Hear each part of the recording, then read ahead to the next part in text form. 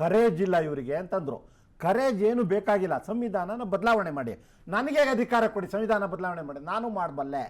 ಆದ್ರೆ ಮಾನವ ಹಕ್ಕುಗಳ ಸಂವಿಧಾನ ಬದಲಾವಣೆ ಮಾಡಕ್ ನಾವು ಇಂದಿರಾ ಗಾಂಧಿ ಬದಲಾವಣೆ ಮಾಡಿ ಅಲ್ಲ, ಅನುಚ್ಛೇದ 21 ಸಂವಿಧಾನ ಬದಲಾವಣೆ ಆ ರೀತಿ ಅನುಚ್ಛೇದ 21 ಗೌರವಿಸ್ತೀವಿ, ಸಂವಿಧಾನ ಗೌರವಿಸ್ತೀವಿ.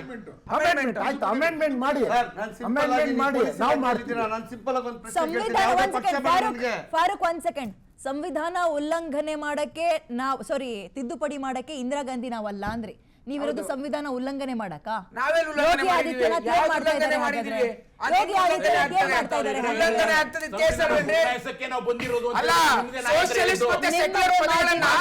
ಸಂವಿಧಾನದ ಮೂಲ ಅಂಶವನ್ನೇ ತಿದ್ದುಪಡಿ ಮಾಡಿದವರು ದಯವಿಟ್ಟು ತಿಳ್ಕೊಳ್ಳಿ. ಅಲ್ಲ, ಕರಾವಳಿ ಭಾಗದ ಮಂತ್ರಿ ಏನ್ ಸ್ಟೇಟ್ಮೆಂಟ್ ಕೊಟ್ಟಿದ್ರಿ ಅಲ್ರಿ ಸಂವಿಧಾನದ ಬಗ್ಗೆ? ಕರಾವಳಿ ಮಂತ್ರಿ ಯಾರಾಗಿದ್ರು? ಅನಂತ್ ಕುಮಾರ್ ಕರಾವಳಿ ಮಂತ್ರಿ ಅನಂತ್ ಕುಮಾರ್ ಸೆಂಟ್ರಲ್ ಮಿನಿಸ್ಟರ್, ಕರಾವಳಿ ಮಂತ್ರಿ ಅಲ್ಲ ಅವರು. ಅವರು ಆ ಹೇಳಿಕೆ ಅಂತ ಬಹಳ ಸ್ಪಷ್ಟವಾಗಿ ಹೇಳಿದೀವಿ ಆಗಿನ ಕಾಲಘಟ್ಟದಲ್ಲಿ. ತೀರ್ಚಬೇಡಿ, ಕರಾವಳಿ ಭಾಗದಲ್ಲಿ ಇದ್ದಂತಹ ಮಂತ್ರಿ ಅಂದೆ ನೀವು ಸೆಂಟ್ರಲ್ ಅಂತ ಕೇಳಿದ್ರೆ ಸೆಂಟ್ರಲ್ ಅಂತ ಇದೆ. ನಂಬರ್ 1 ಏನಂತ ಸ್ಟೇಟ್ಮೆಂಟ್ ಕೊಟ್ಟಿದ್ರು ಸಂವಿಧಾನದ ಬಗ್ಗೆ? ಏನಂತ ಹೇಳಿದ್ರು? ಏನಂತ ಹೇಳಿದ್ರು? ಅವ್ರಿಗೆ ಶಿಕ್ಷೆ ಆಗಿದೆಯಲ್ಲ, ತಪ್ಪಂತ ನಾವ್ ಹೇಳಿದೀವಲ್ವಾ?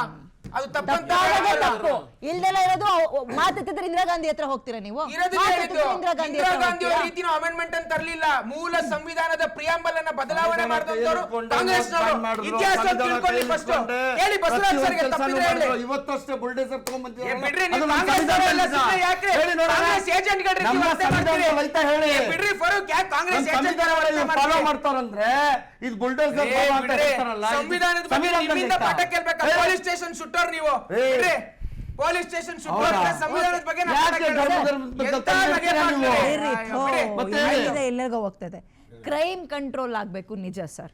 ಅದಕ್ಕೆ ಭಯ ಹುಟ್ಟಿಸ್ಬೇಕು, ನಿಜ ಸರ್. ಜನಸಾಮಾನ್ಯರಲ್ಲಿ ಒಂದು ನೆಮ್ಮದಿ ವಾತಾವರಣವನ್ನ ಕ್ರಿಯೇಟ್ ಮಾಡಬೇಕು, ಅದು ನಿಜ ಸರ್. ಹಂಗಂದ್ಕೊಂಡು ಕಾನೂನನ್ನ ಕೈಗೆತ್ಕೊಳ್ಳಿ ಅಂತ ಹೇಳೋದು ಎಷ್ಟರ ಮಟ್ಟಿಗೆ ಸರಿ ಸರ್? ನನ್ನ ಪ್ರಶ್ನೆ. ಹೇಳೋದಿಲ್ಲ, ಕಾನೂನು ಕೈ ಎತ್ತಿಕೊಂತ ಯಾರು ಹೇಳೋದಿಲ್ಲ, ಯಾರು ಹೇಳೋದಿಲ್ಲ ಮೇಡಮ್.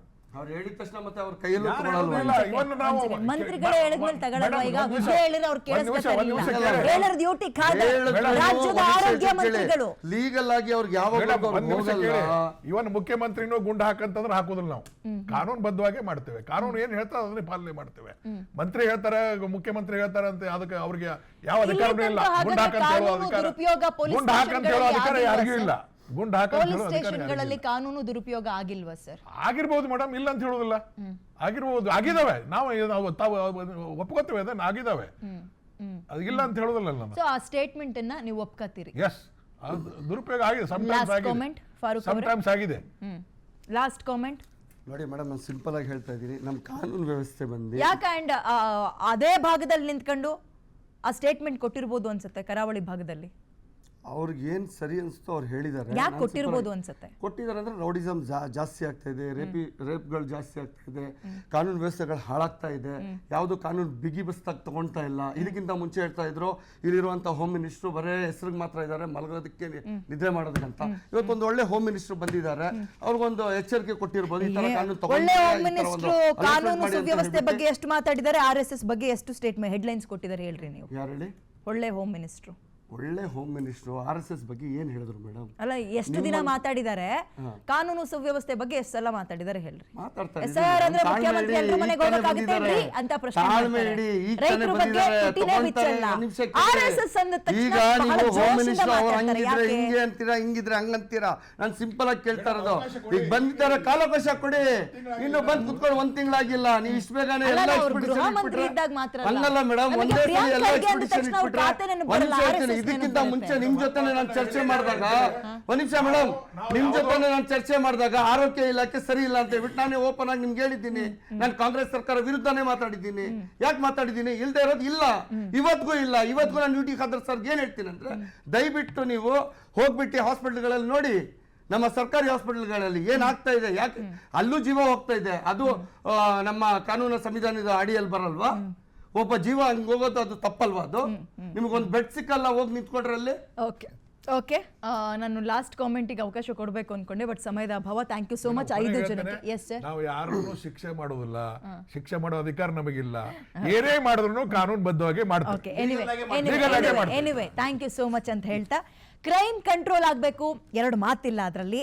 ರೌಡಿಗಳ ಕಾಟಕ್ಕೆ ಬೇಸತ್ತು ಹೋಗಿರೋ ಜನಕ್ಕೆ ನೆಮ್ಮದಿಯೂ ಕೂಡ ಬೇಕು, ಅದರಲ್ಲೂ 2 ಮಾತಿಲ್ಲ. ಬಟ್ ಪರಿಹಾರಕ್ಕೆ ಬುಲೆಟ್ ಒಂದೇ ಉತ್ತರನಾ? ಇದು ಪ್ರಶ್ನೆ ಇದೆ. ಗೃಹ ಮಂತ್ರಿಗಳು, ಆರೋಗ್ಯ ಮಂತ್ರಿಗಳ ಸ್ಟೇಟ್ಮೆಂಟ್ ಅನ್ನ ಹೆಂಗ್ ಪರಿಗಣಿಸ್ತಾರೆ ಒಂದು ಪ್ರಶ್ನೆ. ಕಾನೂನು ಮೀರಿದ ನ್ಯಾಯ ಅದು ನ್ಯಾಯ ಅಂತ ಅನ್ನಿಸ್ಕೊಳ್ಳುತ್ತಾ? ಈ ಪ್ರಶ್ನೆಯನ್ನ ನಾವು ಆರಂಭದಿಂದಲೂ ಇಟ್ಕೊಂಡು ಬಂದೆ. ಉತ್ತರವನ್ನ ಬಹುಶಃ ಮುಂದಿನ ದಿನಗಳಲ್ಲಿ ಕಂಡುಕೊಳ್ತೀವೇನೋ, ಕಾದ್ ನೋಡೋಣ ಅಂತ ಹೇಳ್ತಾ ಕಾರ್ಯಕ್ರಮ ಮುಗಿಸ್ತಾ ಇದ್ದೀವಿ. ನೋಡ್ತಾ ಇರಿ PNS ವಿಸ್ತಾರ. ಇದು ನೇರ, ನಿಖರ ಮತ್ತು ಜನಪರ.